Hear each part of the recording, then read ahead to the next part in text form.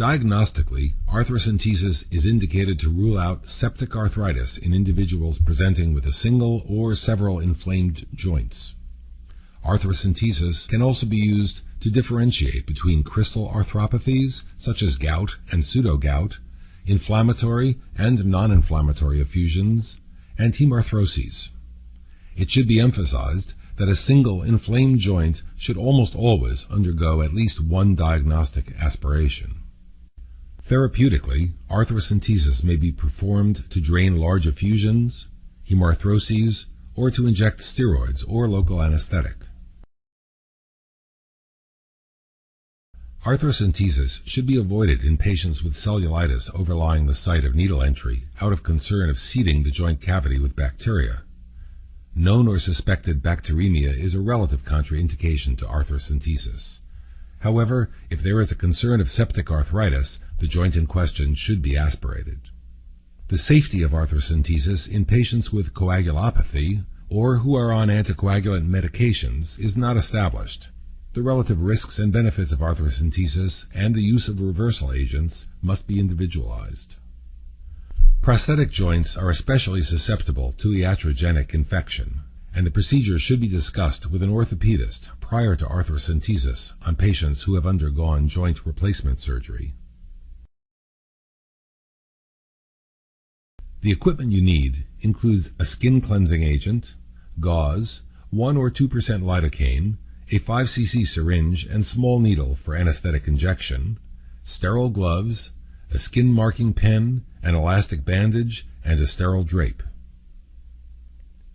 For collection of synovial fluid, you will need 1 or 2 30 cc syringes and a 1.5-inch 18-gauge needle. Tubes appropriate for the estimation of cell count, crystal examination, and culture should be gathered. The knee joint contains the largest synovial cavity in the body and is thus easy to aspirate in the presence of a significant effusion. The cavity extends from the suprapatellar bursa superiorly to the articular surface of the tibia inferiorly. Note that the knee joint contains several bursae that do not communicate with the synovial cavity. The knee joint may be tapped from either the medial or lateral side.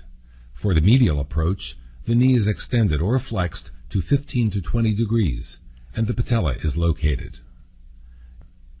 Needle entry occurs along the medial aspect of the superior third of the patella, approximately 1 centimeter medial from the patellar edge.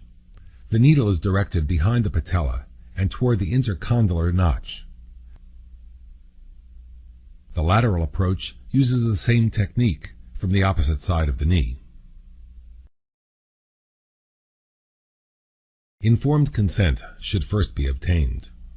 In this video, we will demonstrate the medial approach to the knee joint. Position the patient supine on a stretcher with the knee fully extended or held in slight flexion. A towel roll may be used if desired. Identify the landmarks by palpating the edges of the patella. Needle entry occurs at a point 1 centimeter medial from the superior third of the patella. The appropriate site may be marked with a skin marking pen. Next, prepare the site. The skin is prepped with antiseptic solution, a sterile drape is placed, and the superficial skin is anesthetized with 1% lidocaine. Approximately 5 to 10 cc's of anesthetic is then injected deeper along the anticipated trajectory of the arthrocentesis needle, with care taken not to inject into a blood vessel. After confirmation of landmarks, an 18-gauge needle with a large syringe is inserted posteriorly behind the patella. The needle should not come into contact with bone in order to prevent injury to the articular cartilage.